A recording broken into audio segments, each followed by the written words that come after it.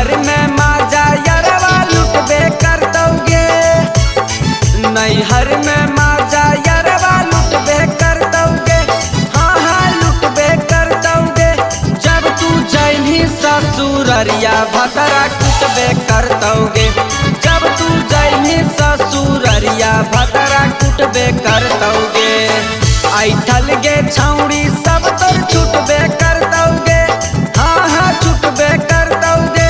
जब तू जैनी ससुररिया भतरा कुटबे कर दोगे, जब तू जैनी ससुररिया भतरा कुटबे कर दोगे।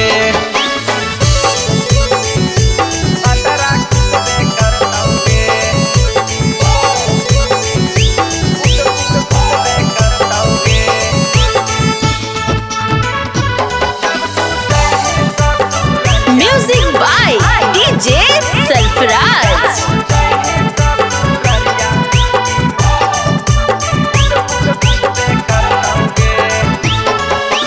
रोजे रोजे बोलाओ हालौ 3 बजे रातिया, खूबे मजा ले हालौ छौड़ी बिछा के उगा मछिया, खूबे मजा ले हालौ छौड़ी बिछा के उगा मछिया। रोजे रोजे बोलाओ हालौ 3 बजे रातिया, खूबे मजा ले हालौ छौड़ी बिछा के उगा मछिया। देहिया के पानी सब तोर छुटबे कर दोगे, देहिया के पानी सब तोर छुटबे कर दोगे, हाँ हाँ छुटबे कर दोगे। जब तू जैनी ससुररिया भतरा कुटबे कर दोगे, जब तू जैनी ससुररिया भतरा कुटबे कर दोगे।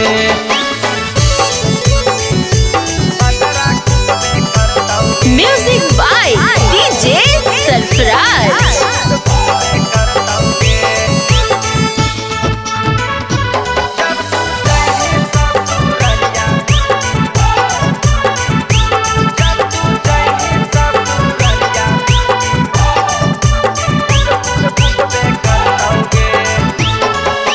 मिले खातिर जाहनी घर के पिछावारी में, डीजे सरफराज कुंदन देख ललकौ बारी में, डीजे सरफराज कुंदन देख ललकौ बारी में।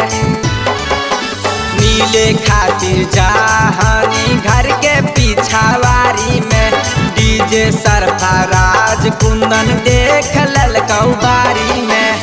रोहित अजीत माजा लुटबे कर दोगे, रोहित अजीत माजा लुटबे कर दोगे, हाँ हाँ लुटबे कर दोगे।